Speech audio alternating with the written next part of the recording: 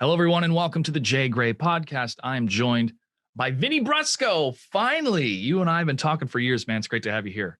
Thanks for having me, buddy. Good to see you. This has been a long time in the wait. It has been. Quick introduction. We met virtually, digitally, way back in my MLG days when you were doing the Vinny Brusco show on MLG.TV up in the New York high-rise off Park Avenue. It was a long time ago. And I would call in and help generate content or generate buzz or generate conversations.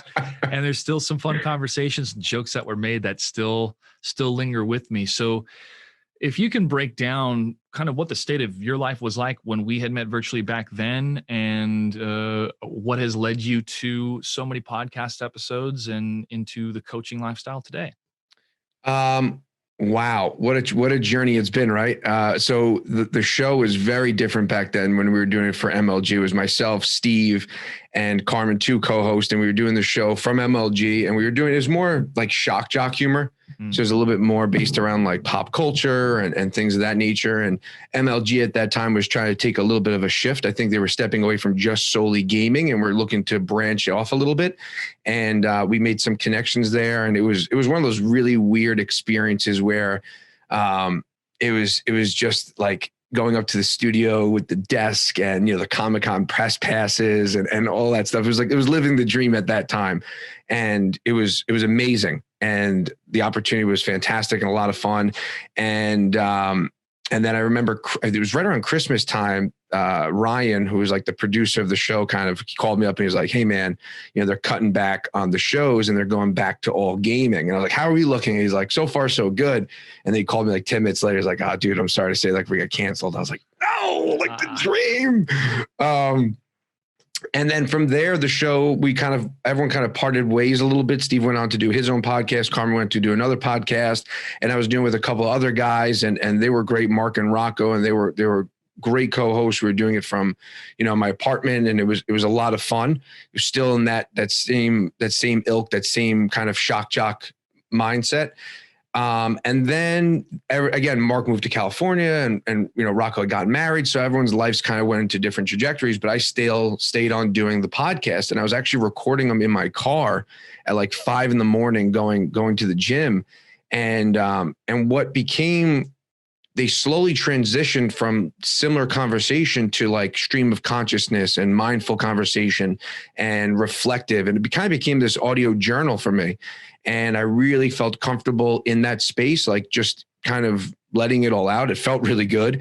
And it resonated with people. People were connecting to it. So I continued doing them. And then I was recording, if I had someone on, I would record it in my kitchen while my kids are sleeping in the other room. And then quarantine hit, and I was kind of like, I should do something with the shed. And before that, I was trying to build something in here, and I was trying to force it. And then one night, it hit me, and I was like, oh, that's how it needs to look. That's how it needs to feel. And I was kind of just been doing the podcast from here since, and it's definitely transitioned where it was more, like I said, shock jockey and cultural commentary.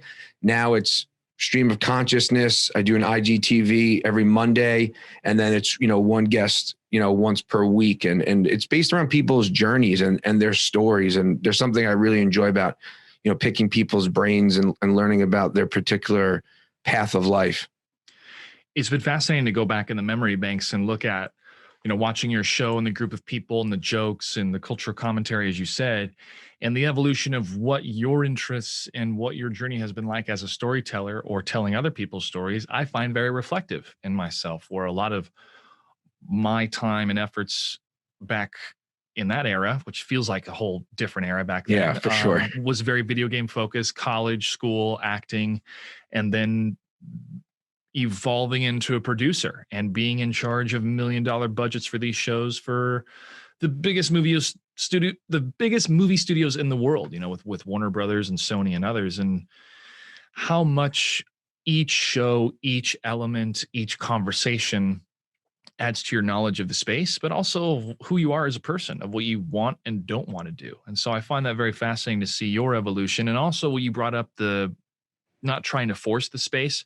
I've been occupying this house. It'll be 3 years in February. And it was only last summer did I really fully understand what I wanted the studio to look out of my garage and to build that with the bartender's budget and to allow yourself the freedom of creativity and exploration and to allow yourself to find what is the right fit. Because I think sometimes people rush, they buy a bunch of art or they buy a bunch of stuff to cover the walls, but it's not them.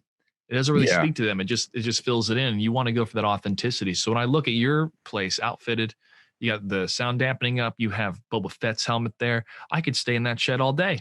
All You know, day. it's funny. I've had a few people come like live in person podcast, and graciously enough, people have come in here and they all leave inspired. Like that's the God's honest truth. People come in here and I feel like they walk into my brain. Like this is basically being inside my mind. If I could show you all of the stuff that's on the wall, there's a lot. There's my first radio paycheck and the Comic-Con press passes and a Deftones backstage pass, a signed High Times, microphones everywhere, and a Buddha head. And it's honestly, it's walking inside my brain. And when people come in here, they're like, oh wow, like I want to do something with my shed, or I need to get a shed to do something like this in.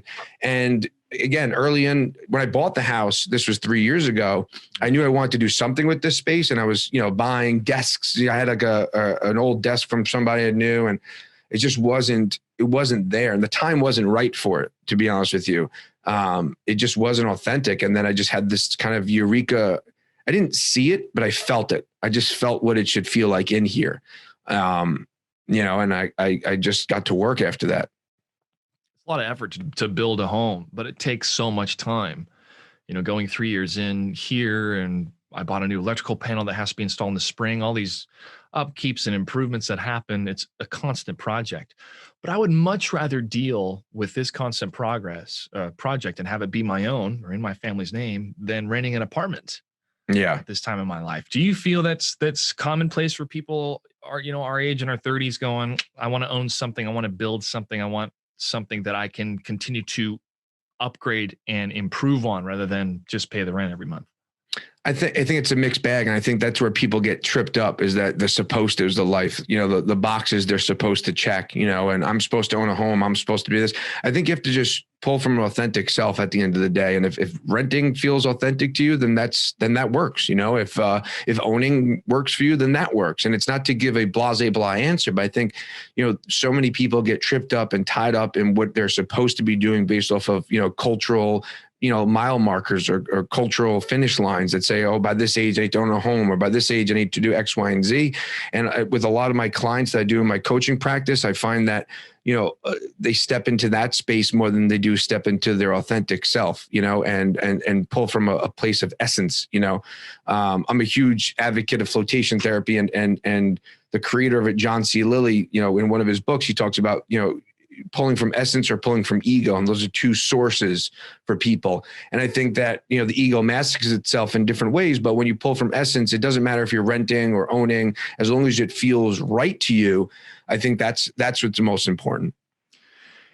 But is feeling right going to be more informed of what you want your life to be 15, 20 years down the line? Because that's what a lot of people argue. Now, I didn't purchase this house. This is my family's home. It was my grandparents. So I haven't gone through the stress of the paperwork, the realtor, and all that stuff. Yeah. My stress is more of, upkeep and going through boxes as old as the 1970s with items as old as the 1800s in them, and that's figuring cool. out what's trash, what do we keep, what do we sell, what's a collector's item, because it's not my stuff.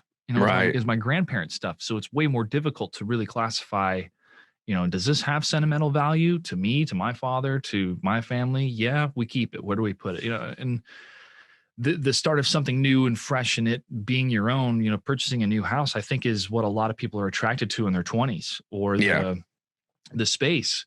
But you bring up a good point, especially thinking about New York City. If I'm working downtown, do I want to commute every day because I purchased a house, or do I want to walk to work and have more time to myself if I'm, renting? So I think it's the best answer, Vinny, is you have to be true to yourself. Let's talk about your coaching. What has that process been like for you? And if you can expound a bit more on if there's any patterns that you're seeing people go through, because from a male perspective, I feel that there is a pattern or two that I see happening amongst the people that I know. And one of them is having a difficulty of finding good role models, especially after the purge of all these evil dudes that have been in authority for so long. But what has the coaching life been for you lately? It's learning. It's been so informative and beneficial for me, just on my own personal journey. And I think one of the key points in coaching is recognizing yourself in other people. I really do believe, it's the old, we're all just mirrors of each other, and stepping into that space has been, it's been a journey in its own right, shifting gears and going and leading into that authentic self and leading into a space that feels authentic to me and feels right. And meeting people of all different walks of life and diving into their story and their journey and what they're going through. And it's been super reflective in its own way, and recognizing that we're all kind of just mirrors of each other and we're all going through the same shit. Well, especially under this pandemic, we're definitely have a collective suffering going on. Yeah. But I think the vacuum of leadership, you and I had talked about this when I appeared on your podcast, of the vacuum of leadership that we're going through right now, and how so many grifters and people with not the best of intentions have been put in places of leadership, not just today, but throughout the history of time. Sure. And what the outcome has been like for the people. And I think one of the positive outcomes that has come out of this is, I think every American can recognize that there's a better way to do things, or we should be doing things a better way, because we see other countries doing those plans or those policies and they're better for it. Yeah. So there's this a bit of animosity of like, wait a second, aren't we supposed to be the best country in the world? What happened? And I see that reflected in a lot of the anger on both sides of the political spectrum, especially with men. You grow up thinking you go to work, you go to school, you get a great career, you have enough money to build a family, as we were talking about earlier today, and how that trajectory career-wise doesn't really exist. Yeah. For a lot of men, for a lot of people, especially the 2/3 that are only have a high school education, haven't pursued a college education, how many more limitations they have in the workforce. But what are your thoughts on that? I had a client look at me one day and said to me, like when we first did our consultation in person, and he looked me dead in the eye, and he was maybe around 40 years old, a little bit older than I am. And he looked me dead in the eye, and he did all the right things in life. He got the big job, was making the big money, had the kids, had the wife, had the, checked off. And he looked me dead in my eye and he said, my soul died somewhere along this path. And he was like, just talking to him, I was like, wow, man, like, thank you. Thank you for sharing that with me. And I think a big part of that, it's that Fight Club speech, right? We all got told we're going to be movie stars and rock stars, and we're sold this bag of goods, and we think that we go on this path of life, going to school, getting the degree, getting the job, and then we look in the mirror one day, and we don't even see who we are anymore. We lost ourselves somewhere along the way.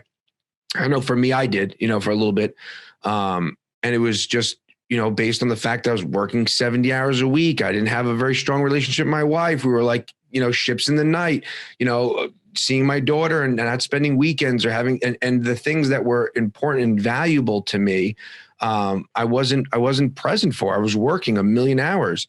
And, I think that is a big thing we're sold as, especially as men. Obviously now women are stepping into that role more so now than ever. But, I think as men, we're sold this bag of goods that we need to be this thing and provide this thing and work this hours. And I think we get away from our essence of who we are, and we get lost in filling this other role. And it's not until you're able to kind of revisit yourself. And for me, a big part of it was just getting a very diligent meditation practice, finding that time by myself, whether it be in a float tank or just laying on my yoga mat after I do some yoga, and just silencing everything, and listening, getting past the voices, getting past the barriers of thought, and going down those uncomfortable thoughts and feelings and facing them. I remember the first time I stepped into the sensory deprivation tank, what prevented me from doing it for so long. And I was afraid of what I was going to think. And I said to myself, well, that's scarier than anything I'm going to think inside there. That means I'm afraid of myself. That means I'm afraid of where my mind can go, the capacity it can go. And once I was able to get over that fear, life took a totally different, went on a totally different path. And I think things are rooted in fear or in love, right? That's an old mindset. Things are rooted in fear or in love. And when you placate to the fear, you don't give the space for love to flourish. And that sounds a little woo-wooey, but it's definitely served me leaning into the love rather than the fear. I think about the pressures that are placed upon, men or any breadwinner in their mind, any career path that you want to go down, in the constant societal pressure, the peer pressure, the competition. I feel it's like in some elements it is healthy, right? Like if you're part of a sports team, you're all pushing each other to be the best. But in the corporate world, what does being the best really mean? You look at these people that are at the top that are billionaires. They have all this money that should have been paid to other employees or building up the business. And you think, well, what happened to them? What element did they start to lose themselves from the humanity? Because if I, today, being the broke person that I am, if I was in charge of $1 billion company and I saw that my contractors or people that worked at a warehouse were on food stamps, something is wrong within our books. The mentality of, okay, we can pay these people the least amount of money and have it be subsidized by the government in order for us to turn even more of a profit, to me just seems so unhealthy. But then you look at the smaller microcosm of somebody that has certain financial goals, family goals, but they're working so hard to get there that they're losing the journey along the way, or they're every week they're compromising. Okay, I got to work another weekend so I can get this money so I can pay it on the credit card so then we can get this house later on. And each of those compromises is building towards an imaginary, visionary future that by the time you get there, you're burned out. Yeah. You resent what it took to get there. Yep. And I've seen that in the later 30s, early 40s. And my biggest fear, though, is this kind of a natural inclination of us having to go back to what's true about ourselves outside of the institutions of school and work and telling you, hey, go get your degree, go into debt, get a good job, make somebody else higher than you more money so eventually you can be in that position. Yeah. Dog eat dog world. Or is it a call to people like, oh, you just want to be lazy? I'm like, no, I think there's a smarter way to understand what work is. Yeah. What should be the definition of work? Do you find that to be a bit of a paradigm shift, or at least the conversation happening today of what is work? How much work should we have to put in every week compared to the time we should have for family or hobbies here in America? Because in other countries, they defined a work week as, 30 hours, 35 hours or less. And people are happier. It's a weird balance because I do believe in the old school mentality. My father worked 2 jobs pretty much my entire life. My mother went back to school at 40 and got her degree to become a teacher because she knew we weren't going to make it on my father's income at that time, and so I definitely resonate with the old school, work hard, be rewarded, if you will, be compensated for your time. And I'm not. Listen, I've been working since I was 13 years old, shoveling, sweeping up geese shit. So, I'm not opposed to working, but I think that something that we definitely have wrong in this country, particularly, is the idea of, like you said, like what is constituted as work? When I remember when I was in the car business, I was in the car business for 10 years, and it definitely served me in a lot of ways. I would not change those 10 years for anything. It changed my approach as a man. It changed my ability to communicate clearly. It taught me a lot. It was a very great learning experience, and a tough field. You learn rejection very quickly in that world. The first day I sold a car, the first customer I took walked right out on me, and I was sitting there going, "Oh my God!" I have to go back to my boss and tell them that they left. And I remember I went up there and like, "Where'd he go?" And I was like, "He left." And like, "What?" Like I just got my ass ripped. And I remember thinking like, this isn't for me. And then 10 years later, it taught me how to fight through it. So I do believe in that learning experience, but also in that, I remember one particular time, the owner walked in, at one particular place I only worked at 2 places in 10 years, which I think is pretty good. And the owner walked in. I remember feeling the energy that came. It was almost like Vader walking in, and he had like the Imperial Guards, the stormtroopers, like it might have been the Emperor. Let's go with the Emperor, and then Vader, and then, and then the trickle down, all the guards and everything with him. And I remember he walked in with a few other people, and the energy that came with him entering the building just sucked. You could feel everybody's butt tighten with this man, just his presence. And he was a nice guy. Don't get me wrong. Didn't say anything mean, very nice, but just his presence alone created a tension. And, it goes to that point of like, do you want to work for someone and help them get a 10th gold toilet on a yacht based off of your 80 hours a week? Or do you want to step into a space of who and what you are? And it's not to say you can't do both. You can do both. But for certain people, doing both doesn't feel like it's authentic, and identifying in a job or a career is a tough one, right? It's a tough thing to not identify it when you're giving that much time and effort into something. So it's hard to compartmentalize those two avenues and navigate that. But I think a big part of where men specifically are feeling disenfranchised or not seen is the idea that we're putting in the shoulds and checking all the boxes in life, and we're stepping away from who and what we are as individuals, and we lose ourselves somewhere along that line. And it's so important to find the space to go back. Yeah, keep thinking about nature and being connected to nature. And that's one of the biggest pieces of advice I give to a lot of avid video game players out there is, when's the last time you've seen the night sky? Because that helps me. If I'm feeling a little bit down, I'll look at the stars, or at least try to get away from some light and take a look. And that connection for me helps me get through the jobs where I'm working for somebody else to make them more money. But I have the goal, I have the vision of what I want to accomplish, which was part of the reason why I moved to this house, build a production studio, I learned how to bartend. I was in my 30s learning a new industry after I've just paved a way as a pioneer to make video games television ready and put them on television. But the service industry was able to humble me and keep the dream alive because I was still entertaining. I was still performing. I was improvising with the customers. I'd have to deal with some customers that were not as pleasant.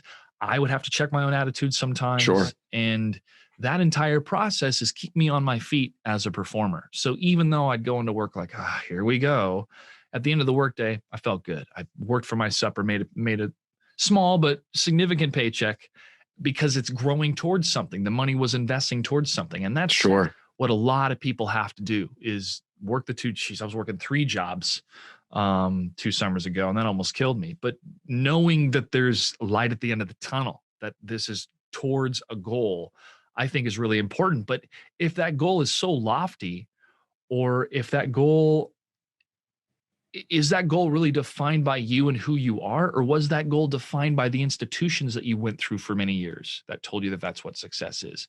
And I think because of the internet and because of so many of us being able to share our life experiences, but also technology being so democratized. I mean, you and I are able to do this show.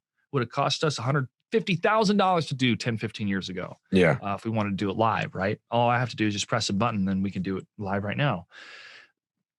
I find that it's a real struggle because if you're told, or if you're educated in this field and everything is changing so fast, what do the institutions really offer you?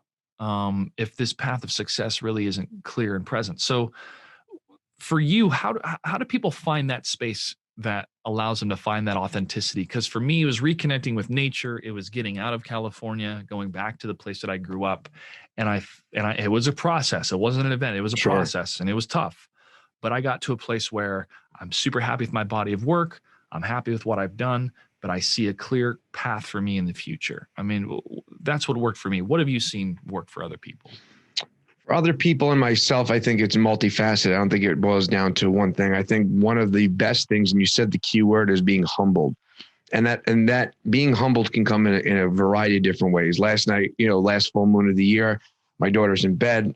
I went in there. I was like, come on, let's go. I told my wife, I'm going to wake her up and go show her the moon. So we went outside on the back deck and we looked up at the moon. We looked up, and I live in the suburbs, 10 minutes outside Manhattan. So I still have a shit ton of light pollution, but the sky was pretty clear last night. And I think that you have to humble yourself in different ways. One other way I did it was jiu-jitsu. Brazilian jiu-jitsu humbled me tremendously. The physical aspect of it, thinking like, all right, I could fucking hold my own. And then all of a sudden just getting completely, waxed by somebody very quickly who's, smaller stature than I am, and being like, okay. And checking your ego. Connect, like you said, connecting with nature. For me, I think a big part of it is silence. There's a great quote. What is it? I'm going to screw it up now. Hold on. Let me get it. All of men's problems stem from their inability to sit quietly in a room by themselves. And for me, yeah, let that sit in for a second. For me, it was reconnecting, being humbled, and silence. And as I mentioned before, going inward. And I have this thought in my mind, the way I like, if about like black holes, and the way black holes work are, there's two theories of what's at the core of a black hole. And one is a white hole, basically, and that instead of taking in, it shoots out. The other theory is it's a wormhole. And when you enter it, you would loop back to the beginning of the black hole. And that's how they perceive time travel as being possible, is the idea that you loop through. And on the outside of the black holes is basically a circle pit of chaos. And as you move through the black hole, it would be everything that the black hole has seen throughout its existence. So that's how you'd be able to time travel. So my whole theory, and not theory, but my whole mindset is like, we are two black holes that are met in the middle, right? Follow me here. Hold on. Okay. Buckle up. So we're two black holes that are met in the middle, and there's this ego, right, on the outside projecting outward, right? But when you can get to the center of it and you could start to pull from the center of it and shoot outward, right? Then you're rather than pulling, you're pushing and you're creating. And I think that's something that I've gathered from, I wish I had a diagram I could draw, but I've gathered from that silence is that you are, we have a victim mentality. We have that we're the puppets of our existence, when reality actually is that we're not, we are the authors, we are the reader, we are the writer, we are the publishing company, we are all of it. We are the creator of our reality. We are the creator of all of this. And finding that essence and finding that center, that white light inside of yourself, as woo-woo as it may be, and then pulling from that source, that's been a really powerful tool. So I think for me, it's really been based on going inward and getting through all the noise and the different voices and confronting them and kind of creating a relationship with yourself. Can you walk me through what the sensory deprivation tank is like? Because I feel that type of therapy and process has allowed you to be comfortable with yourself and stillness and your own thoughts. And through my meditation and yoga, I definitely have found those elements, but I would love to try the sensory deprivation tank. So how did you come across that form of therapy? So originally, I remember watching episodes of The Simpsons, and Lisa and Homer went and did sensory deprivation, and Lisa got this perspective of being Homer, and became more compassionate to the way she treated her father. And then obviously through listening to Joe Rogan and him talking about it, and obviously there's tremendous amount of Tom Brady floats and Steph Curry and Jeff Bridges, and so a variety of people viewed John Lennon float. I mean, there's a ton of people that use flotation therapy for a multitude of reasons. And as I said earlier, my biggest hurdle was just myself and my own thoughts. And the first time I walked into it, and walked out of it, I was like, oh, this is a tool that this isn't like a fun spa day. Like this is some shit, and not every time is this grandiose, experience, but you always get something out of it. And what it does is it basically hijacks your mind. And, for people who don't know what it is, it's you lay into a large bathtub of Epsom salt. It's just around 93 degrees because your body will fluctuate based off the temperature of the water. And it's essentially void of sight, sound, and because the water is so close to your body temperature, touch.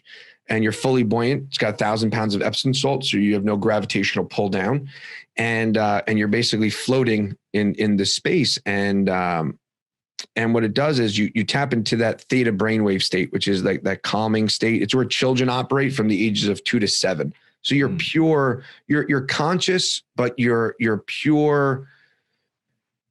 You're pure in thought almost. Like there's nothing to distract you. Like you ever meditate and then like all of a sudden like, is that an itch? Like, is that a real itch? Or is that just my brain trying to get out of this situation because it's getting a little uncomfortable? And, it's almost like a forced meditation where there's nowhere to run. There's, you can find little things like a bead of water dripping down your face, but for the most part, there's nowhere else to go. And, it's kind of hijacks you and kind of forces you into this relaxed state. And then, I actually started pairing up with my local float center, Rise Above Flotation in Mount Kisco. And we work in conjunction with each other, using clients, for flotation therapy as well as coaching. And it's a great way to kind of go inward. It's all about doing the stuff outside, in the real world, not in the vacuum of a sensory deprivation tank.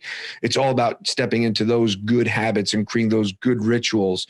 But it's also about, finding the stillness and the peace and the reflective states for you to, kind of have a very honest and open conversation with yourself. Integration, one of the words that I took with me from ayahuasca after that 3-day trip, and it's still working. That experience is still working. I still ponder on it. It helps motivate me to keep going in the entertainment space and to be true to myself. It's vital. It's like a wellspring that keeps you warm during the cold days, keeps you optimistic during the tough days, type of thing. And that is really impactful for me because I'm all alone out here, just my cat and I. My parents and my siblings are out in Virginia. So I'm seeing more and more of my friends who have been married, having kids, growing a family. And I find them an inspiration because amidst all of the pressures that they have of raising a family, they're still continuing to stay true to themselves. I have a friend of mine who I just got off the phone with today. He and I have been very good friends for many years. We were roommates in California years ago, but we've worked in the esports track and we're both producers, and he's out. He's going to give his notice here pretty soon. And he is excited to see what other future endeavors are out there. And I'm excited for him because the stress and the continual cycle of just dealing with people that don't have a full appreciation of video games or production and whatnot, it gets very, very taxing, especially when you've invested so much of yourself in it. And it's very scary to peel away because this is part of who you are. What's going to happen next? But if you're true to yourself and what makes you happy, it's easier to overcome that type of anxiety. For you, looking at your journey, what type of anxiety did you feel when you were leaving the car sales force after 10 years? And what type of fear was that like, and how did you get through that fearful state? Because I think what a lot of people are going through, myself included, is what's the next step for me, either part-time work, full-time work after this pandemic, and how do I still stay true to myself in an economy that's just so topsy-turvy right now? Yeah, I mean, it was this weird situation where, I was put on furlough for a while. And then, unfortunately, I was let go. It wasn't even a situation where I stepped away from it on my own. And I don't know if I would have, I don't know if I would have stepped into this space on my own, and it's definitely taxing emotionally, mentally, physically. It takes its course on you. but I think the most important thing is finding the other side, and finding the other side of the stone, and flipping it over, and reviewing both sides honestly and truthfully, and giving yourself the perspective. Perspective is so huge, and reframing situations and shifting your mentality of things happening to you rather than things happening for you, and stepping into that space, because, especially as we talked about a little bit earlier, like being this victim, and the way we're kind of brought up in this system of right or wrong, good or bad, pass or fail, we're brought up with these calcified neurological thought patterns, the default mode network of what's right and wrong, or, and it's about just seeing the other end of it. And there's always, it's that silver lining line, but there is always something there. And we may not see it right there and then in the moment, and it may not show itself till later on down the line. But I think what's most important is stepping into that space openly. And, Dr. Joe Dispenza talks about, the serendipities of life, he calls it the breadcrumb trail. Before I even knew who Joe Dispenza was, I was referring it to as like the yellow brick road of life. Right. And all of a sudden, like when you start to step into this space of who and what you are, and who and what you're capable of, and whether that be through meditation or being humbled through jujitsu or staring at the night sky, whatever it is, when you start to create rather, and you start to step into the things are happening for me rather than things are happening to me. And you could shift your lens just a little bit, and your perspective just a little bit. When you start to step into that, things start to coincidentally make sense. And things, it's my favorite scene in all of the Matrix movies is when they go to see the Keymaster and they get in the elevator, and Neo looks at Morpheus and he goes, did we do something wrong? And Morpheus says, no, what happened and couldn't happen any other way. And he says, well, how do you know that? He's like, because we're still alive.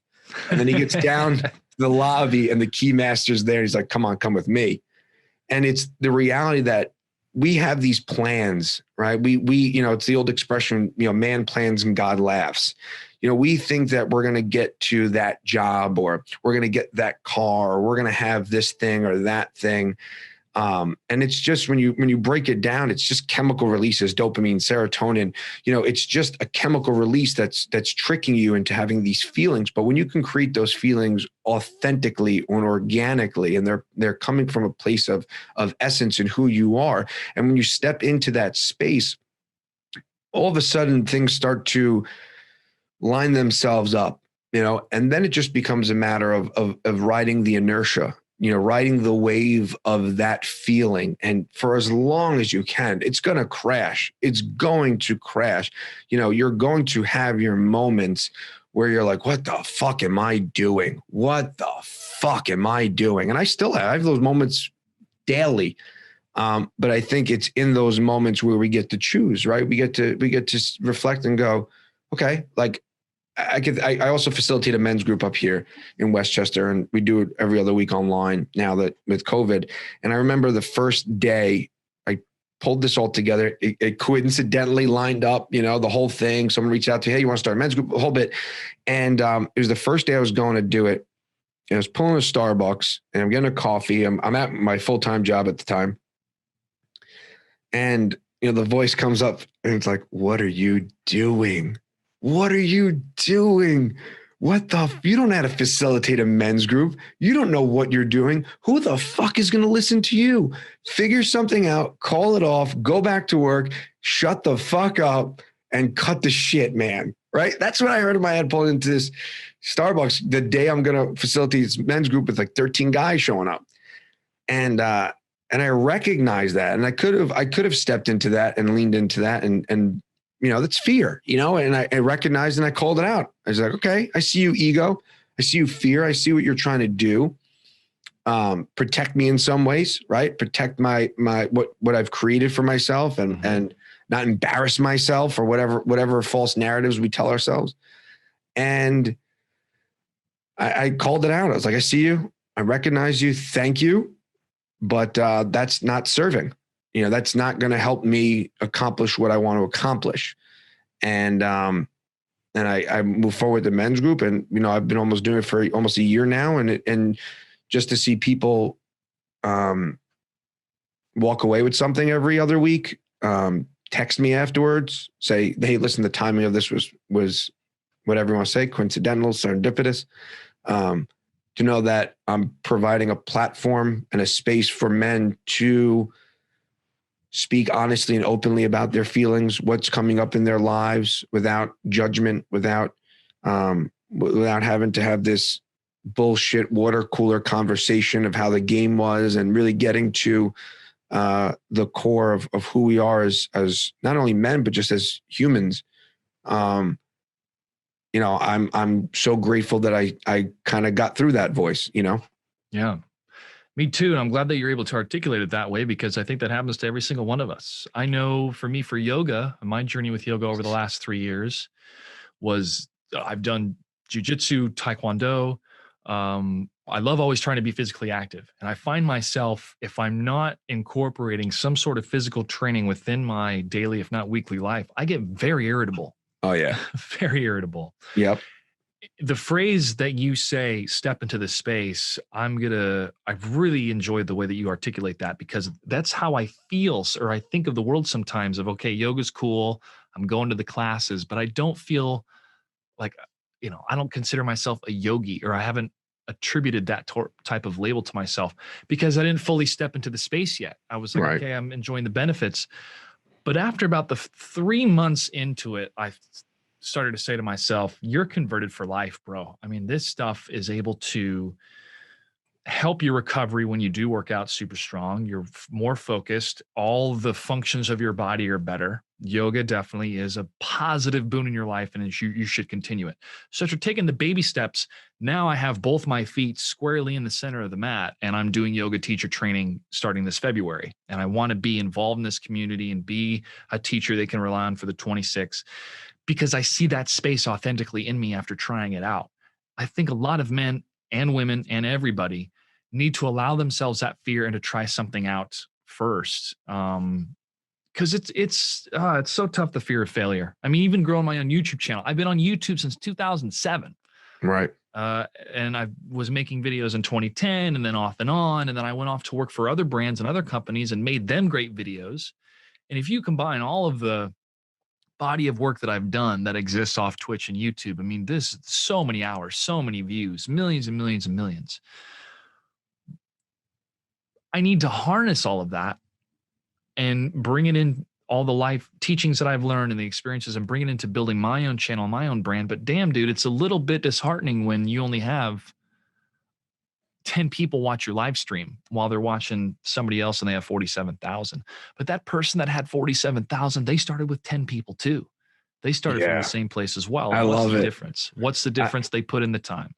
I love it. So many things come up for me, and just talking about that. One, with the yoga thing, when I started right before quarantine, actually, my son was born. He's a year and a half now. So I wasn't able to go to the gym at 5 a.m. It just wasn't in the cards. We split duties with bedtime and stuff like that. So it just wasn't in the cards. And so I would start waking up at like 4, and I started doing yoga.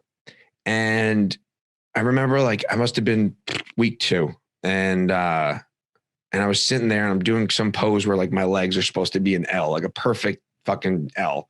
And the girl in the video is just like, all right, now, Black Swan yoga, right? That's the one I use. And she's like a perfect L. And she's like, all right, Elliot. And I'm sitting there and my legs are bent and I'm shaking. I'm just like convulsing. And again, that false narrative in your mind comes up. It's like, what are you doing? You're embarrassing yourself. Cut it out. And I literally stopped. And I was like, who am I embarrassing myself in front of? I'm in my living room. Everyone's asleep. Who the fuck am I embarrassing myself in front of? It is what it is. But we have such a fear of stepping into that space. And I think it goes back to one thing that I talk about this a lot, but one thing I value so much in having children. And there's one thing I will say I'm great at, and that's being a dad. I own being a dad. I may not be great at podcasting or coaching or, multitude of things, but one thing I will say I'm fucking great at, and that's being a dad. And one thing that I truly got I have received from being a father and continue to is the idea of wonder. children don't have, my daughter's starting to, she'll be 6 and she's starting to get more self-conscious with things that she does. She's like, oh, these kids at school are going to laugh at this. And I'm like, no, fuck that shit. That's all in your mind.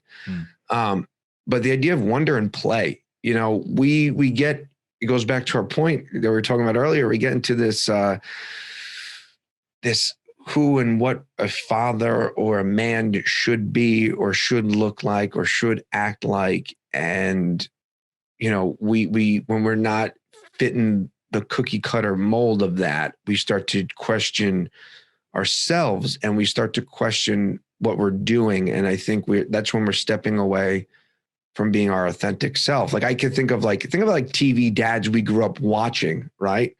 Or even or dads in commercials, right? Like they don't dress or act a certain way. Like they're just like these generic guys. Like they all just like generic guy. And back to that client I was talking about earlier, who said his soul died. He's like, I just became a generic guy. Like I just became like this generic dude. And I think so much of what we're talking about, step into a yoga space or creating these non-negotiables. Like for me, yoga, meditating, breath work, some form of movement, whether it be on the bike or whatever it is, they're non-negotiables. Podcast is a non-negotiable. Like these are things that they are not going on the back burner. You know what I mean? Like if I miss a day, okay, cool. But I'm not missing 3 days. I'm not missing, I'm not going, there's no going back to that, when you could step into those non-negotiables, and get past all of it, man, and to your point of saying like, I've done all these streams and I've had such success. And now to have 10 people watch, I think of 2 things. One, Humble the Poet. He wrote, he's an author, he rap the whole bit. And I remember him listening to him some podcast. And he said, like, I remember he wrote a book and he sold one copy of his book. But that didn't stop him. Like, it was just like, okay, all right, cool. Or the great Jesus expression where like 2 or more gather in my name, I'll be there, and I get the same thing going with like when I do the men's group sometimes, or even the podcast with the downloads, right? We're identifying all these like, oh man, how many people are going to download the episode? And how many men are going to be in the men's group? And sometimes it's 7, and I'll go into other men's groups and there's 30 guys. I'm like, what am I doing wrong? But it's not about you, it's not about, we own that.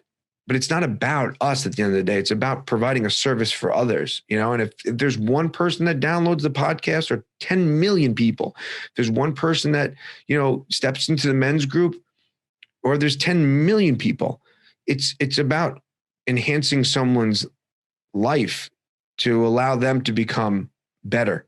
And it doesn't matter how many people show up for that. If you can improve one person's life, or one person can say, hey man, thank you so much. That got me through X, Y, and Z. You've done your job. The rest is gravy. Yeah, that's the trick. That's the secret, really. If it's one person that shows up, you give them all the time and attention, just as if 100 people showed up. If only 10 people are in my stream, I still give them a great show and interact with them the same as I would if there was 47,000. Yeah. I am a storyteller. I'm an entertainer. And I'm being true to myself in that moment. And if 10 people are having a great time, great. Dude, I remember doing plays where only 10 people showed up. Yeah. And we would act our hearts out and make it a great time. And the people afterwards are like, hey, this was a lot of fun. Hopefully a lot more people will come see this. And because it mattered. That people's time that went and saw the play or went and saw that piece of production or came to my stream, they matter. Their time matters. I want to give them a good show. The modern myths that we have in our culture, be it from the ancient history and religious texts or to today's filmmaking, the hero's journey, the struggling along the way, but making it to the end is a universal story. And I think the reaction that so many men have had to the paternal instincts being activated in The Mandalorian, but spoilers, also a certain someone who showed up at the end of season 2 that was our cultural moral high ground. This is the person that we want to be like, in modern culture. And I'm talking about Luke Skywalker. A lot of men showed their emotion on YouTube with tears of joy, like I did, seeing that moment. Why do you think so many men resonate with Star Wars, The Mandalorian, and Luke Skywalker? You're talking to the I mean, I'll also say why they resonate with Boba Fett too, because sometimes you got to kick some ass. But it feels like the entire zeitgeist of the world has shifted towards the positive after seeing our hero, our cultural hero, come in and save the day. Sure.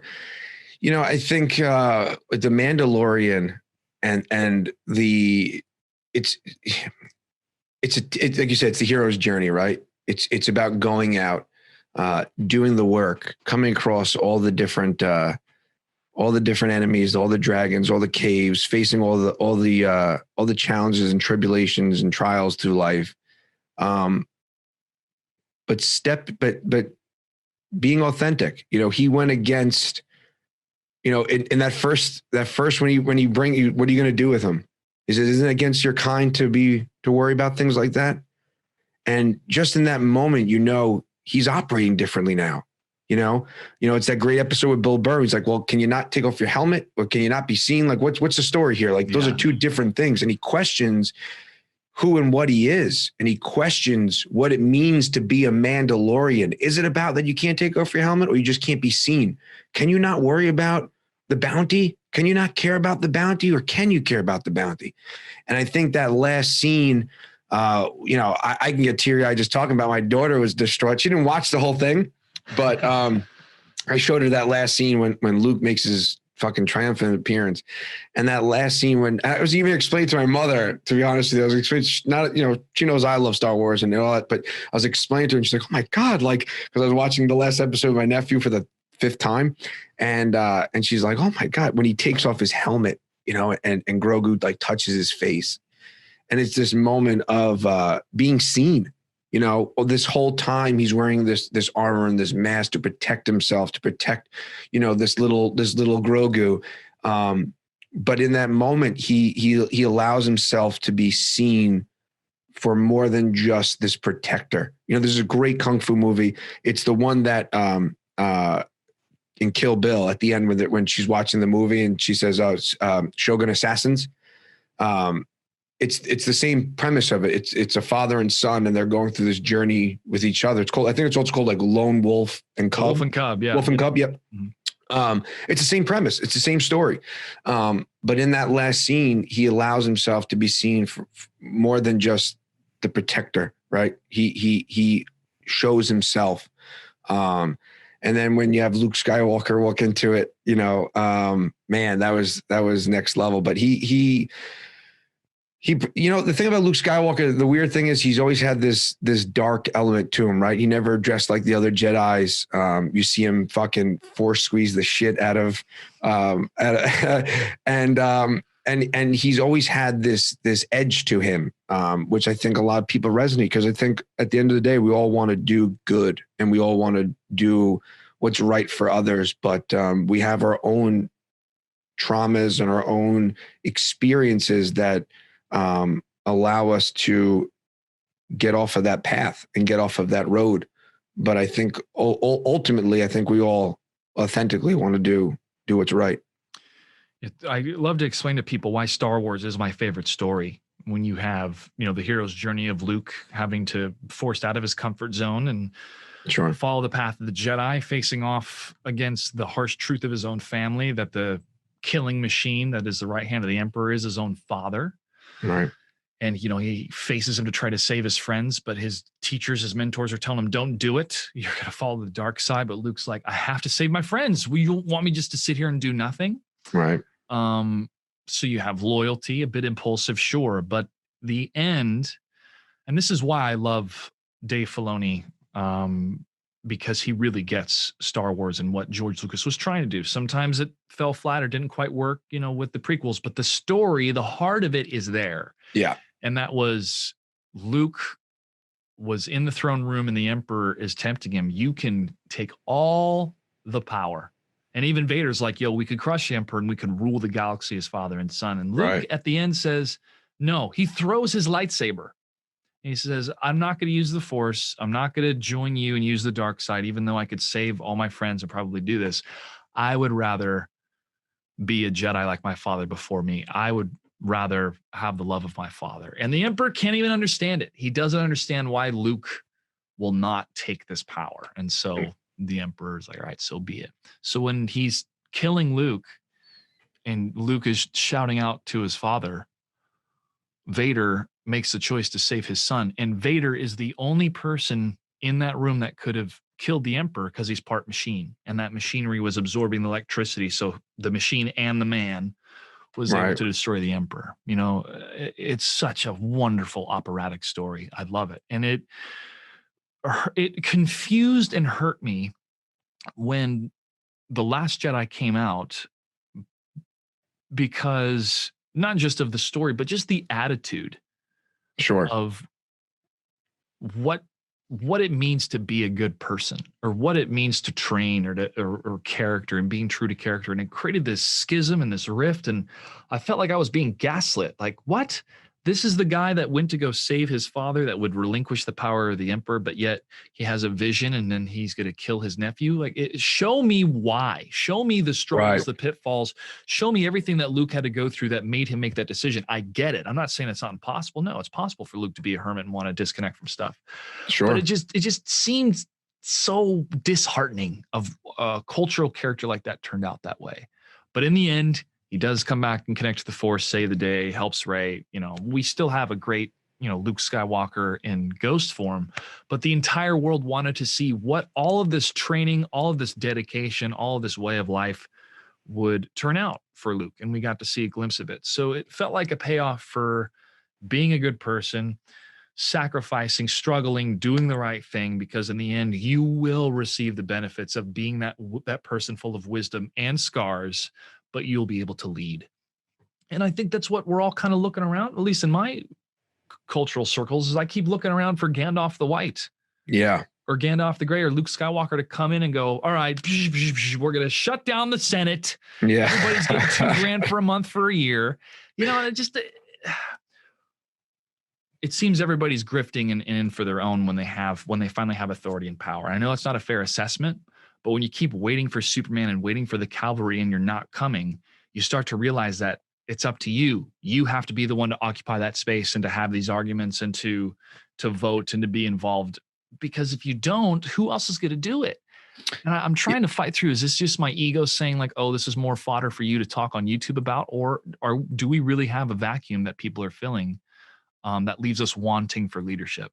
I think it's, listen, man, I agree with you wholeheartedly. And I think it starts on the micro level, right? You know, and you know, when I got let go from my job, my career, 10 years, making X amount of dollars, providing an income for my family and stuff like that, I had two options at that point. You know, I could be the guy who's like, oh, fuck, woe is me, and well, fuck, and you know, what am I going to do, and panic and freak the fuck out.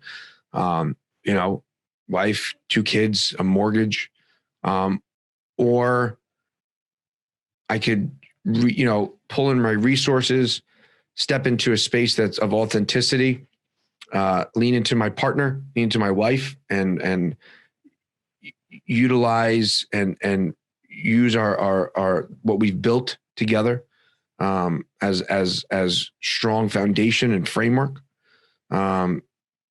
Lean into the space of being a father, lean into the space of being a damn good father, and not looking for anybody to come and save me, because I talked about this in one of my podcasts. I don't remember which one it was, but I think culturally we wait for these mile markers, whether it be retirement or a pension or whatever it is. You know, it could be a package in the mail with Amazon Prime. You're just waiting for it to release some dopamine and serotonin in your mind. And that translates also into, you know, people of power or positions of power. And I agree with you wholeheartedly. There is no finish line. There is no white knight. There is no Gandalf. There is no Luke. You are the Luke. You know, you are the hero of your own story. As I had mentioned earlier, you're also the George Lucas. You're all of it. And when you could step into that and recognize that, and that takes a lot. You know, it takes a lot to recognize that, you know, you are the cause and the solution to all of your own problems. And that takes radical responsibility. And I think what it boils down to four aspects of things. It's awareness, it's accountability, it's discipline, and it's freedom, right? That's the Aristotle and Jocko Willink, discipline equals freedom. And I think a lot of people have the awareness. I think the awareness comes in a multitude of ways. It could be a tap on the shoulder, or it could be, a 2x4 to the back of the head, or it could be a car accident, or it could be the loss of a loved one. It could be a cancer scare. It could be anything. I think ultimately the awareness is going to make itself known. There's this great quote, an ulcer is an unsung song. These things find their way of manifesting and communicating to you. And it's a matter of time of if you're going to listen to it. That's the awareness element of it. And then where most people, from what I experienced and through coaching, and what was a big problem with me, was the accountability and the discipline, the discipline to turn the cold shower, the discipline to wake up and step on the yoga mat after hearing the false narrative, the discipline to still follow your own hero's journey authentically, despite how many views or subscribers you have, and knowing that doesn't really matter. It takes a large amount of discipline and accountability in that space. And ultimately, by stepping into that in the most authentic way that you can, it ultimately leads to freedom. And that freedom could be spiritual freedom, financial freedom. It doesn't have to be, it could be whatever freedom means to you. But it doesn't operate on our time. It doesn't operate when you want it. And that's kind of the beauty of it. When you start to, like I said earlier, when you start to see the serendipities or the yellow brick road of life, or the breadcrumb trail, whatever you want to call it, when you start to recognize those, it just becomes fun. And you get to, you ever watch like surfers, like you ever like watch surfing? Just like, not even competition, just like natural surfers at the beach. They'll sit and they'll just chill on the board and wait for that wave, and they'll, one wave will come and just kind of ride over it, and they'll just chill. And the next one, and it's like, not that one. And I think that there's something to that, where we feel this inclination, especially as creators, different roles, we feel this inclination that we need to get on this wave right now. This is the one. And we lose when we don't truly listen to that feeling. That feeling is there. Like, we know when that fucking feeling's there.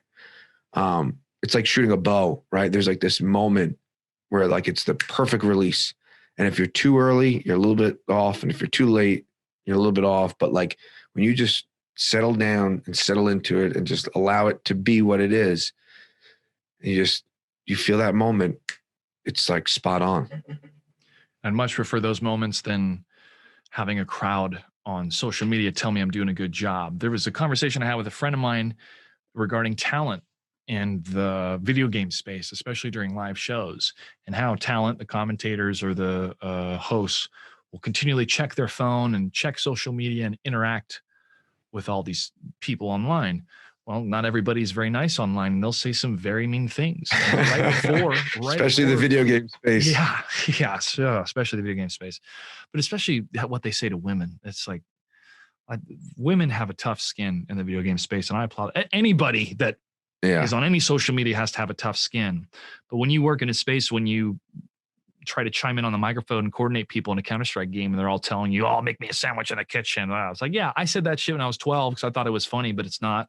And it's, when you're inundated with that, you just have to get through it and keep pushing as a professional. And then you start hitting the shows and making the paychecks and getting the adoration, which is great. But what happens is it's an addiction, where you want to get the admiration from the folks instantaneously on social media. So you're sitting there in between commercials, checking. And we had this conversation about it. And I was like, bro, why didn't you take their phones? Like, because the talent says that they have to be connected to their audience. No, they need somebody with authority that's older than them or has been through the shit that goes, that's not true. Turn off your phone. You're here to be part of the show. Because everybody in the video game space and the social media space considers themselves pioneers, which they are, and they're trying to figure all this stuff out. But nobody is really engaged them and said, this is not the healthy approach. Oh, you get to engage with this many Twitter followers, or I'm going to grow my Twitter follower account. At what cost? You're going to be checking your Twitter feed till 2, 3 o'clock in the morning. Yeah. And it's that type of role model in the space that I keep thinking about, and I go, do I have to build this guy in a computer? But no, you have to be that guy. You are that guy. Yeah, you are that guy.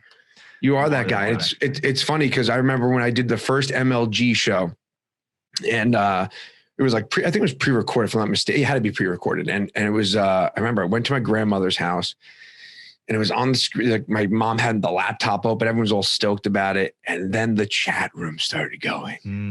Who the fuck are these guys? Get this guy off! Shut these fucking, and everyone around me, like I could feel the tension. My family was like, "Oh God," and I'm like, "This is great!" I'm like, "This is great," and everyone's like, "What?" I'm like, everyone's like, "But that this," and I'm like, "Who cares what they're saying? I'm fucking doing a show on MLG right now. This is fucking great," and I was so more involved in that element of things than I was what anybody was saying. I've spoken about this before, but I remember being a little kid and running around my neighborhood with an old Talkboy tape recorder from Home Alone. And I record tons of bits, man, like just random shit from like Ace Ventura to the Birdcage, just random bits and, whatever. And I just did my 400th episode of the podcast, and I still get that feeling of being a little kid. And it goes back to a point I made earlier, like just playing. Like it's still me with the Talkboy tape recorder running through my neighborhood. Like this is still that.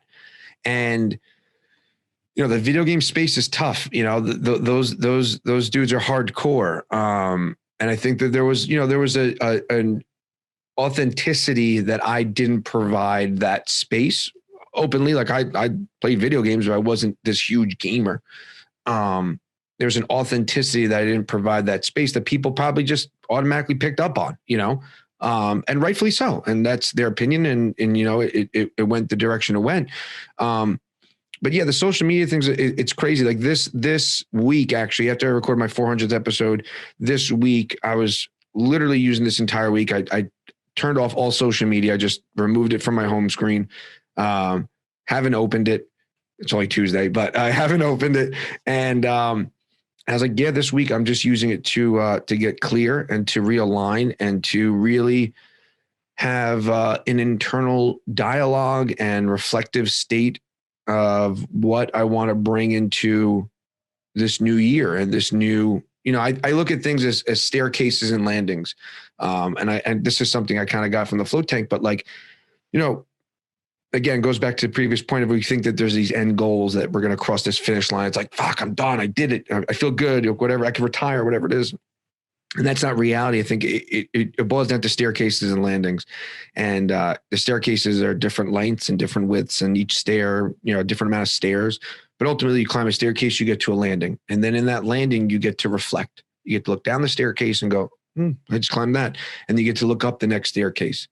But we can get stuck on those landings, and it took me a little bit of time in this new space that I'm in, being a stay-at-home dad, the coaching, the podcast, the men's group, and recognize like I'm on a landing right now. It feels like I'm on a staircase, but in reality, I'm on this landing. And because I'm on this landing, I've built a comfort level in this landing. I've set up shop here a little bit, and it's almost like a fear to get on the next staircase. Right. So yeah, this week I turned off social media. I just removed it. And it's amazing how many times it's almost like, and I hate to use this analogy, but I will use it. It's almost like you have like a phantom arm. Like, like I go to check I'll pick up my phone to check Instagram. I'll pick up my phone to go check Facebook. And I'm like, it's not there. You know what I mean? Like I'll be like, oh, it's not there. Like it's not there for me to check. And I noticed and I'm trying to make notes to myself of when I'm checking it and why I'm checking it. Right.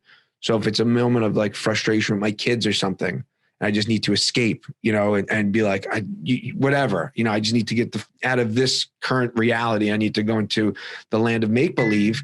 And the thing is, the trap in that is like, the comparison element of things, right? The comparison is the thief of joy.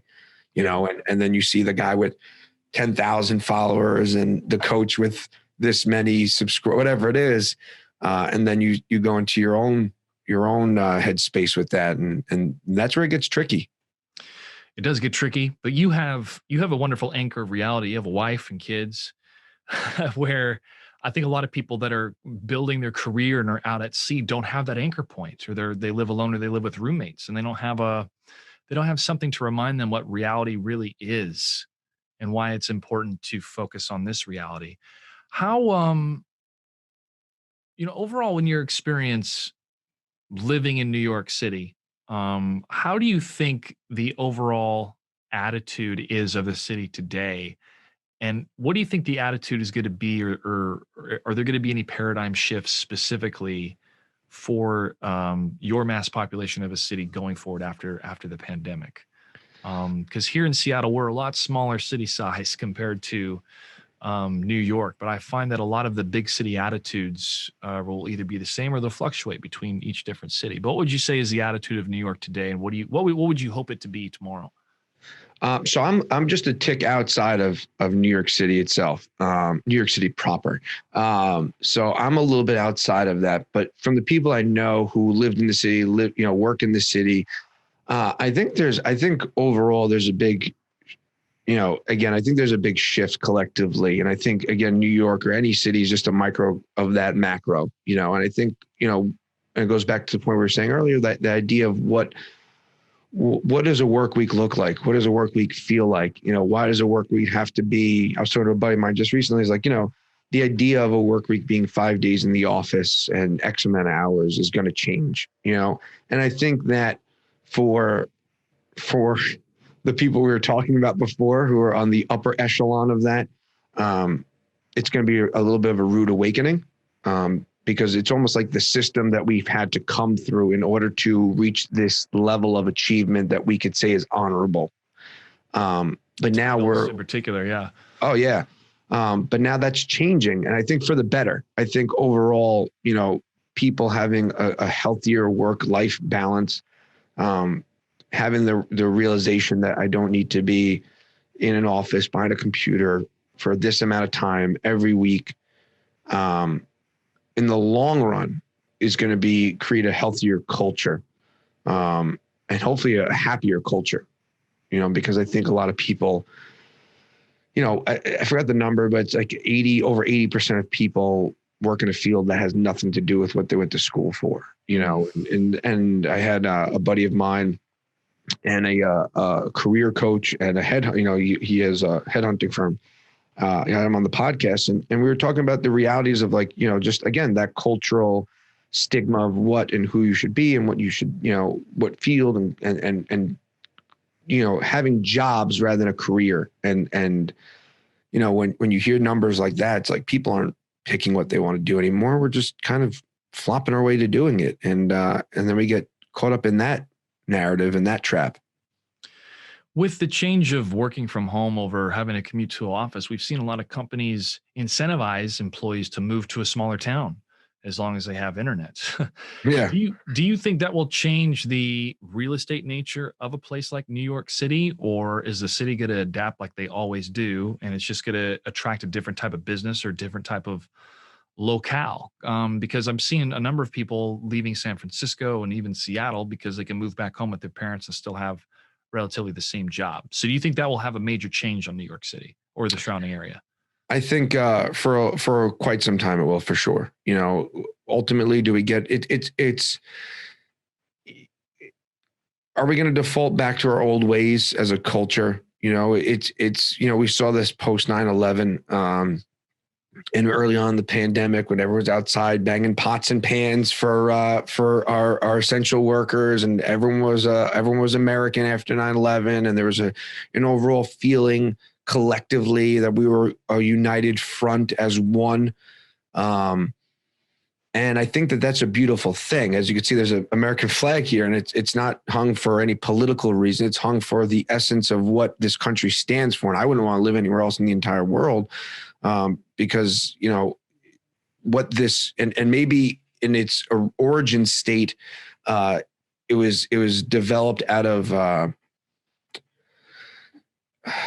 don't want to say poor choices, but lack of knowledge, lack of humanity.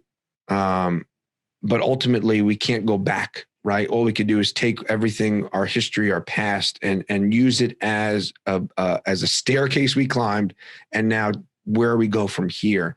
And I think collectively, we start to take these steps, but then how quickly we all default to what we know and our comfort of, being hostile and angry. And, now we'll find new ways to besmirch each other, new ways to, whether it be political or racial or whatever it is, we always find these ways to default to really shitty human behavior. So does a city like New York or any big city come back from it? I think they do, but unfortunately, I think with coming back to what it is, we kind of regress in our growth and our ability to become better. Yeah, we always should be evolving. Feels like we are culturally as humans, evolving and trying to do things better. But we keep running up to this same obstacle of the best idea should win, but it doesn't because of active forces, because of the money that's at stake or the money lost at stake for those that want to buy in. And my optimistic viewpoint is that many of these paradigm shifts in the workplace, which were teetering on ideas and conversations because of the nature of technology, will now be enforced because it's one, better bottom line for the company, but two, it's going to have better retention for employees that realize that, oh, I only have to go into the office every Thursday and Friday when I can work from home all the other days. I'm looking forward to what that work life will be because I am more exposed to what the work life is in Europe and other places, and how much better a quality of life is for a lot of people in these better environments because they're leaning towards science. Science is saying, hey, people are happier and they work better if they work under these conditions compared to what these current conditions are. The collective voice, be it a city or an industry, has a lot of power. And that's one thing that I mentioned in my vlog yesterday, that I wish the video game industry had a union, because unions in the Screen Actors Guild, AFTRA, how they combined during my career working in film and television, how unions just create a standard for everybody on set. They create a standard for how much you relatively should be getting paid for these positions, et cetera. And when you don't have that standard, you have a lot of people operating in the Wild West world. Sometimes it works, like in the esports world, and other times it doesn't, like in the esports world. Right. Spectrums. Is that collective voice stronger because of this paradigm shift after the pandemic? As you mentioned, after 9/11, more unified, more putting up a unified front. What's the power of that unified front? Do you think legislation or something could get passed with this unified front? Or is it going to be kind of same old, and just the corporate nature is going to change? I think it goes back to the idea of operating at the micro and operating, with, what you can control and what you can choose to react or respond to, having the ability of choice. I listened to Viktor Frankl's book, Man's Search for Meaning, and the idea that he survived 4 concentration camps and this perspective of, again, it goes back to the victim mentality. And if people, we have a tendency to play that role as a victim because it's easy and it's safe, and we could point the finger at whatever boogeyman we want to. But one thing I teach my daughter, and something that I've learned, is you're responsible for you. Like, and it's the 4 Agreements, great book. And it's you're responsible for you. Like, don't take shit personal, watch what you say, and you're ultimately responsible. And I tell her that when she's having her moments and she's like, oh, she's 6, so she'll be 6. And she says, oh, I feel like, I go, who's responsible for you? Like, it's not being a dick. I'm just saying, like, you're responsible for you. And if you could take radical responsibility for yourself in different facets of your life, then your whole life changes. Your whole life. And it doesn't matter who the president is. It doesn't matter what state you live in. None of this shit matters.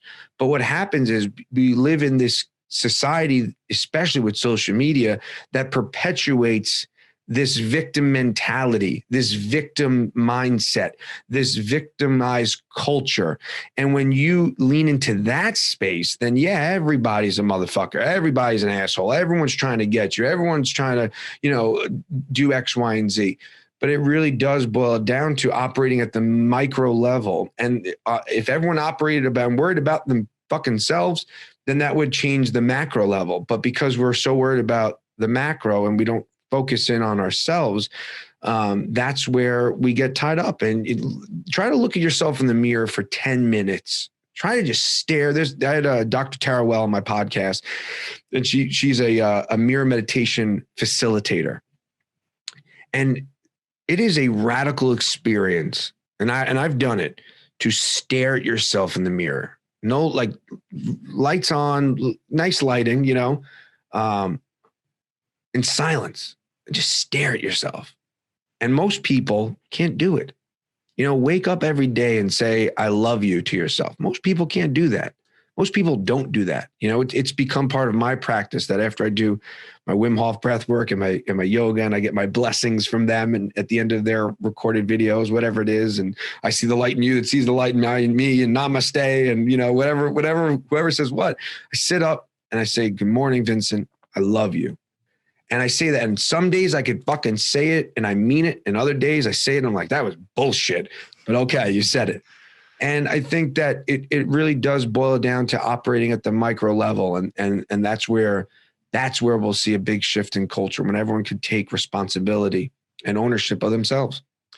That's definitely been something I've gone through this year, because I was on the hate train, being, Sure.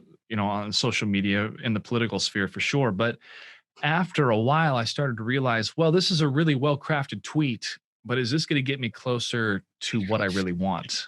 Right. No. I mean, I'm gonna get some retweets and some likes. Cool, good dopamine hit. But then ego's going to be happy about that one. Yeah, ego's going to be happy, sure. But then you start to look back and realize, what am I doing? This isn't improving my life nor my neighbors. So I try to channel, when sometimes I'll see a retweet of some congressman did something stupid, I just go, oh, that sucks. Moving on. Oh, wait, what's my local congressman's name? Oh, wait, what's my city council's name? What's my mayor's name?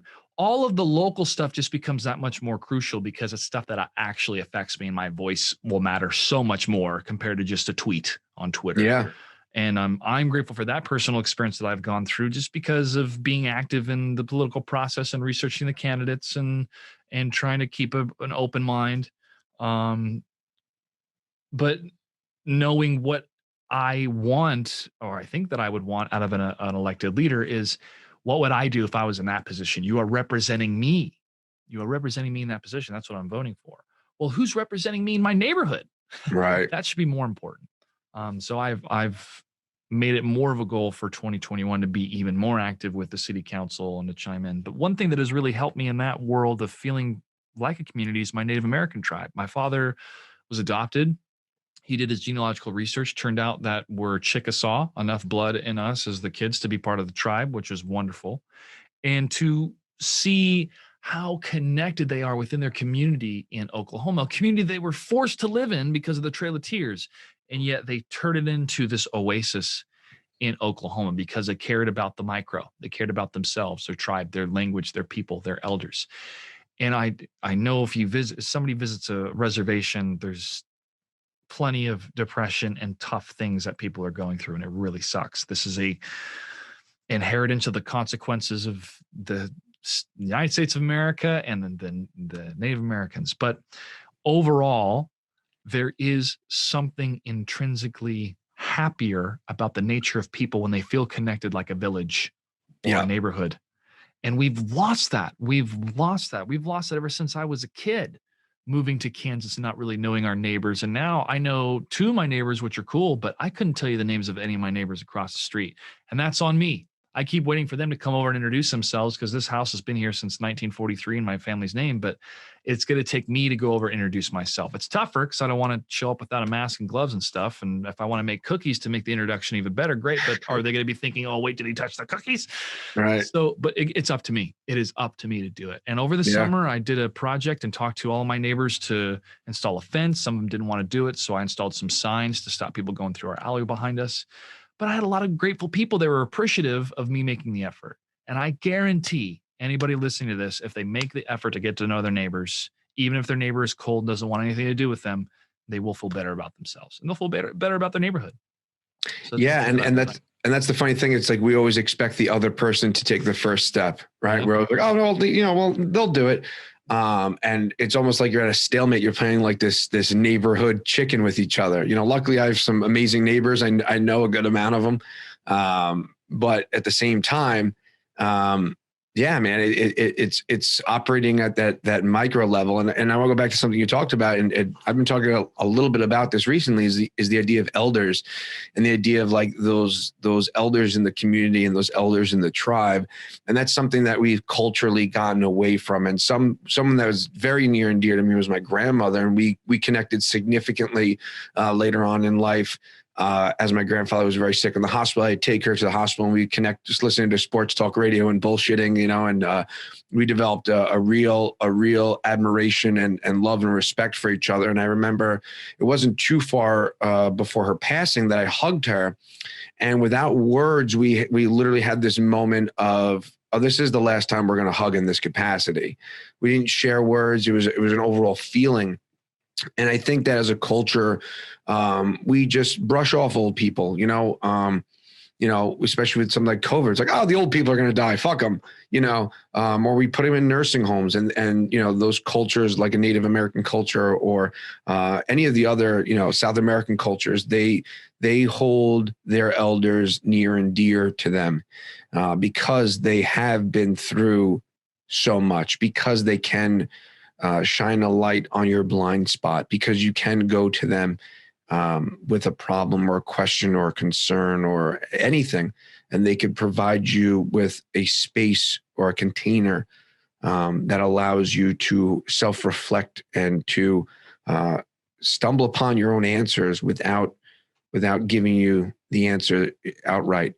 And that's something that we've culturally gotten away from significantly. And I think having that strong connection to my grandmother, and I've had, again, you want to call them woo-woo experiences, but I've had some woo-woo experiences with her, and I'm always open to the idea of it just being my own mind and just my own imagination. But whether it be in the float tank or in deep stated meditation and feeling her presence, or having the serendipities show that she's omnipresent with me, I find a lot of value in that, and I find it as a space that I can, when it makes itself apparent and I feel it, it's something I wholeheartedly lean into. And I think that culturally, that's something that we need to definitely change. Agreed. Yeah, it's been a great dismissal of the wisdom of elders. And, the nursing home stuff, growing up as a kid, I thought, because my mom would work in these homes and I'd come visit and sing carols and stuff at Halloween carols. Halloween carols. Yeah. This is Halloween. The Monster Mash. Exactly. Your turn, Betty. And, seeing these older folks light up when kids would come sing and stuff was great. But I just thought, man,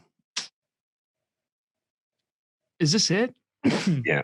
Are you just going to be in this culture club until you pass on? And it just felt very capitalistic. Like, oh, we have enough money to put you in a comfortable place. Well, that person wants to be close to you and be in the same home. And there was a couple friends of mine, one friend in particular I remember in Kansas, whose grandmother lived with them, and she was in her 90s. But they're like, we're not putting her in our home. She's part of the family. So for those that, work with nursing homes and stuff like that, I can get specific arguments, but I would like to have enough space and money at the point in my life where I could be able to take care of my parents here on this property, And I think most people would believe that or want that, but it's I don't, I think that would be a really fascinating documentary that somebody could put together of what was the nature of nursing homes, why did they get so popular, and what has been the detriment to our society because of it. I just think I just think somebody should come up with the business idea to go into nursing homes and hook them all up with World of Warcraft. And be like, you guys are set, bingos every Monday, but go do your raids and stuff and see how much fun they would have. Yeah. I think culturally we started to see elders as inconvenience and as burdens, and fear of, I want to stay young and I'm afraid I'll turn into this. So I don't want them associated in my life, which is also a microcosm of a lot of women and some men having these surgeries to look younger, but they just look worse. Sure. And listen, the idea of, you want to stay healthy and young and vibrant. And I get that. And, I'm all about, creating healthy habits and turning those habits into rituals and, kind of creating the healthiest version of yourself that you can. But time wins them all, old age, you're undefeated, yeah. And we need to definitely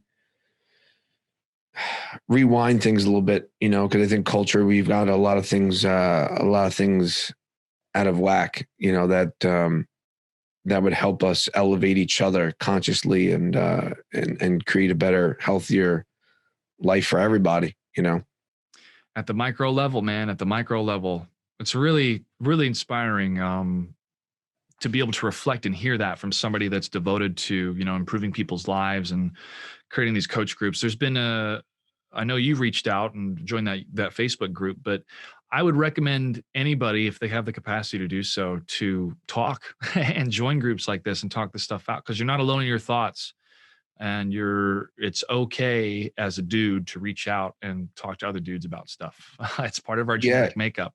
Yeah. I keep thinking about the 80s, bro. I keep thinking about the 80s. I just watched Wonder Woman 84 and I liked it. And a lot of people didn't, but I liked it. I thought it was a fun love story. But just the quintessential have everything and get all you want and more of the 80s, and get the big house and, mom and dad go live in the nursing home, and what the big excess or the ideas of excess meant during that time when I was growing up as a kid, and what it meant for my parents, and how that economy, that world just doesn't exist, or it didn't give us the happiness that we were all searching for.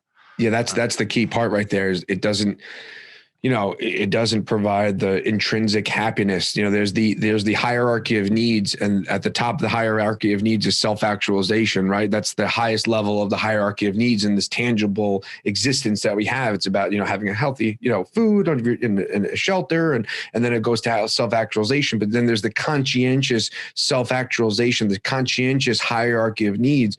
And so many people think that we have to fill up this hierarchy of needs. We get to self-actualization, then we go right back down to the bottom and having, better steak dinners, and we have bigger cars and better cars and bigger houses, and better clothing. And there is definitely merit in those things, but it's the identity that we attach to those things so often and become these things, right?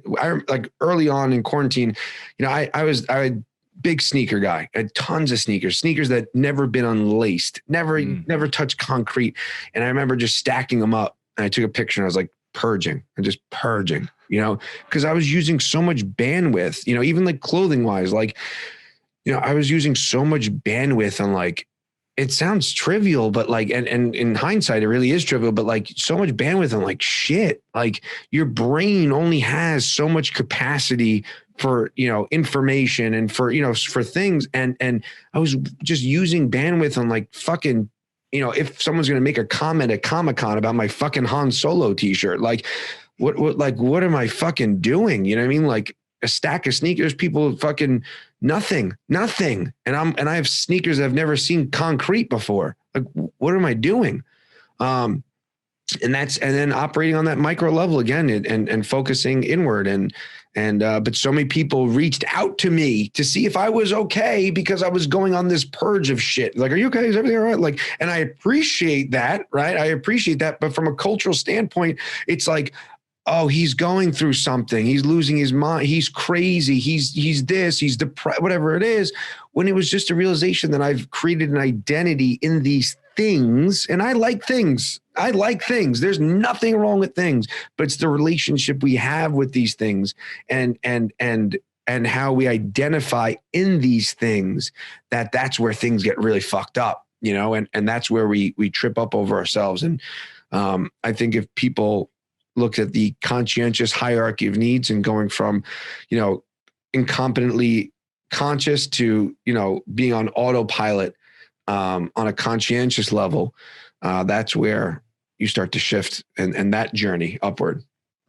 Yeah, bandwidth. I'm reminded of a phrase: you can do anything, you can't do everything. Yeah. And as I'm about to hit 35 in April, I think of the current bandwidth that I have in my life and what pillars that I want to focus on. Sure. And that is why I'm optimistic, is because I am 100% self-assured. These are the things I want to focus on: building my production company, building my YouTube, yoga/fitness. And having those things in place in if not necessarily a weekly, but daily schedule, Yeah. gives me the discipline of what I want to get out of those things, helps me feel fulfilled so that I can branch out and start to write more scripts and be bad at writing, at least long form. But the only way for me to get better is to write more. And that self-assuredness gives me the anchor that I need in order to try new stuff and realize, you know, again, like with bartending, realize, all right, I'm going to learn how to carry a tray for the first time in my 30s, but that's okay, because this is what I want to do. This is who I am. And I'm not sacrificing something to do this. Or I was sacrificing like a nice paying job in LA, but I wasn't sacrificing a piece of myself to say goodbye to that and follow this path. It felt like I was doing what I should be doing. And God, it's so much fear you have to break through, man, and self-doubt. And artists go through so much self-doubt and have to require that validation, that you have to appreciate yourself for the work that you do. When you woke up and would tell yourself, you know, good morning, Vincent, I love you. I just finished a video for the Green Bay Packers for this tournament they did on Monday. And it was to tell the players how to sign up, how Discord works. It was about 2.5-minute video, but it came out great. I knocked out in the morning. And after I watched it a couple times for quality, I was like, you did a kick-ass job, Joshua. Well done. And then went on with my day and felt great about it. But it was true. Like, the self-actualization is vital, but also to self-actualize within your own field and know when things are quality and to appreciate yourself when they are quality, but don't rest on your laurels. Don't rest on your own success. And that was one of the things that I have to continue to remind myself. Hey, I brought video games to network television. Cool. What's next? Yeah. What's yeah. next? Well, What's yeah. next? I can't just rest on that. Yeah. You don't want to be Uncle Rico. You know, yes, you don't. I'm gonna throw football over the mountains. Yeah, you know, and that's it's like easy. I think my greatest fear is becoming Uncle Rico. Yeah, no, that's a great fear to have. It's good. It's a good motivator. But it is, and you mentioned it, and I think it really does boil down to, you know, an overall energetic chi that, you know, mind, body, spirit. And again, not to sound too woo-woo-y, but fuck it, I will. It's an overall energetic feeling that you want to emanate from you, and you want to manifest itself in a tangible form in multiple ways, right? You want to be expressed through your artwork. You want it to be expressed through, you know, whatever artwork is to you. It could be on a canvas, it could be on a screen, it could be on a pot, whatever it is. You want it to be expressed through your art. You want it to be expressed through your body. And it doesn't mean about be like, oh, like you want these external manifestations of your own internal peace and your own internal accomplishments, you know. And that could be financial too. That could be, you know, whatever it is, but it's about creating the representation of your own internal success. And I don't think you get to a place like that by, again, going back to that previous point, by passing the buck on to other people, by pointing the finger, and by not going inward. You know, you have to go in, you know, and to go in it's the hardest work to do, you know. And I see that with the men's group. I see that with the coaching. I see that in my own journey. Going inward has been one of the hardest things that any person could take on, but it is the most admirable feat to do. And that is the, you know, the internal hero's journey. You know, it's it could be, you know, I don't own the idea of being a life coach. And I've been told by a lot of people like, no, you got to own the title life coach. It's, you got a certification. It's admirable. And I lean into journeyman for hire, because I'm not your best friend. I don't want to be your best friend. I want you to go into the cave. I want you to face the dragon. I want you to come out, and I'll be there with snacks, honey wine, and we're going to keep on going, and someone actually was like, hey, that's why you resonate with Boba Fett so well. Cause he's not here to be, he doesn't give a fuck if he doesn't give a fuck if you're a Jedi, you're the Empire. He don't give a fuck.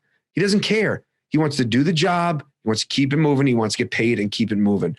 But he has his own story, right? He's on his own. Like how great was that when he's just like, I'm just, just going through the universe and just traveling along. You know what I mean? Like, don't mind me. I'm just here to do my shit.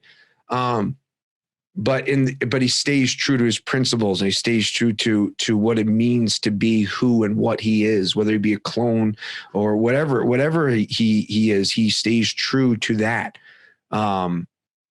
And I think that's something that resonates with me big time is the idea of, going inward, going on your own internal hero's journey, and having these external manifestations of that journey and that path, and hopefully being a pillar, if you will, for others to step on that journey and that path. I look forward to being surrounded by like-minded storytellers and creative people and professionals that have that same spark or try to create something real and authentic, because that's what we got with Boba Fett in The Mandalorian season 2. Have you watched the season 2 gallery behind the scenes yet? I go back and forth with anything behind the scenes. This is how wonky I am with things, right? Because I don't want it to not be real. Like, if that makes sense, I understand. Yeah.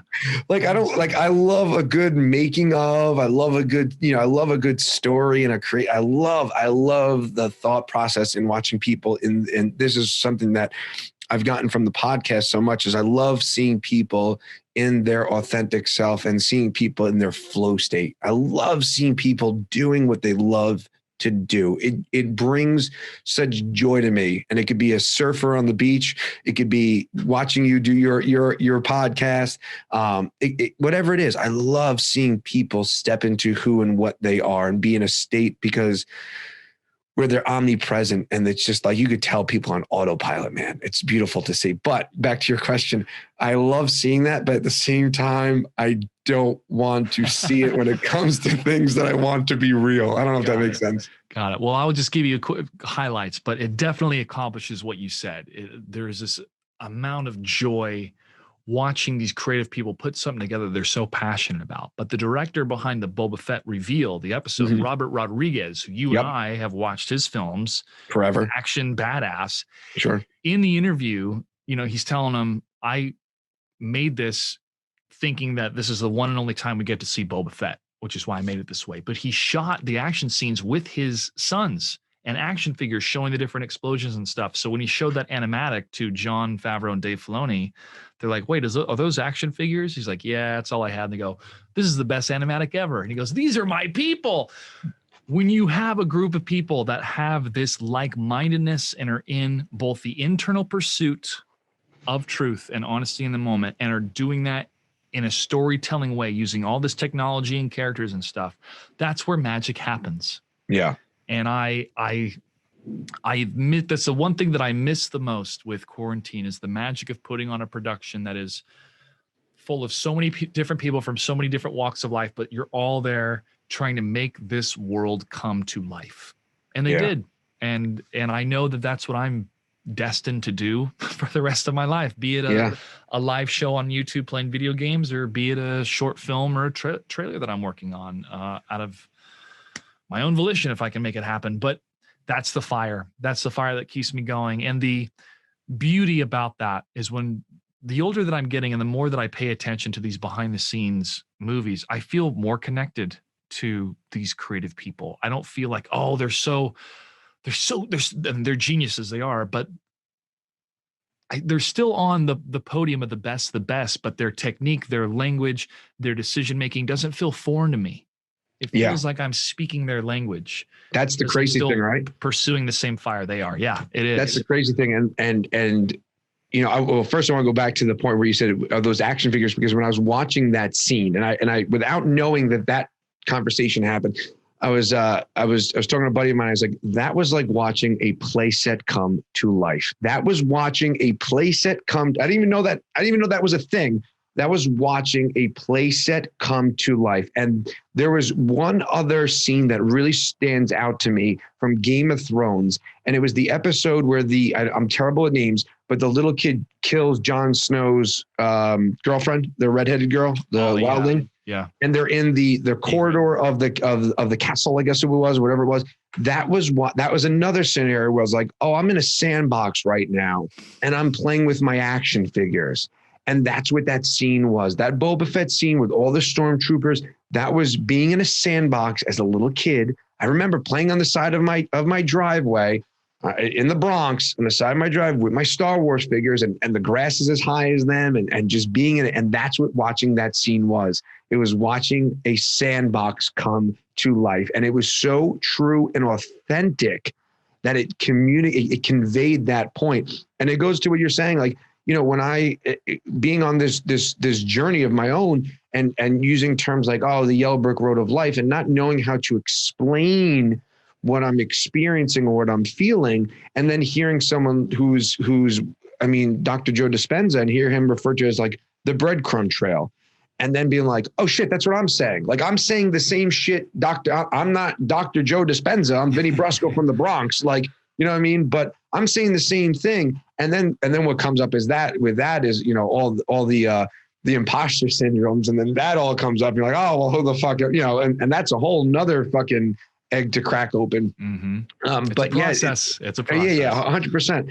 But recognizing like, oh, like these guys are like, I'm saying the same shit as, quantum physics doctors, and it's not to be like I'm of that caliber. I have the dumbed down version of that. But that's what speaks to me. When you could see that, like, oh yeah, there's no difference there. He's Dr. Joe Dispenza. I'm Vinny Brusco from the Bronx. Whatever, But it's a human connection and a human experience that we get to share, and that's why we're wired this way as humans, to be communal.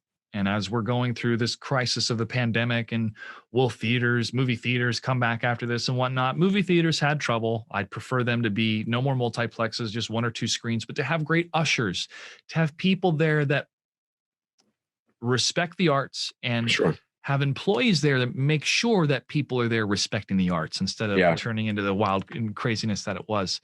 And I think it's more of that, my friend. I think we're going to find more of that amidst all of humanity, of going, you know what? There's a better way to do this, and now's the time. Let's do it.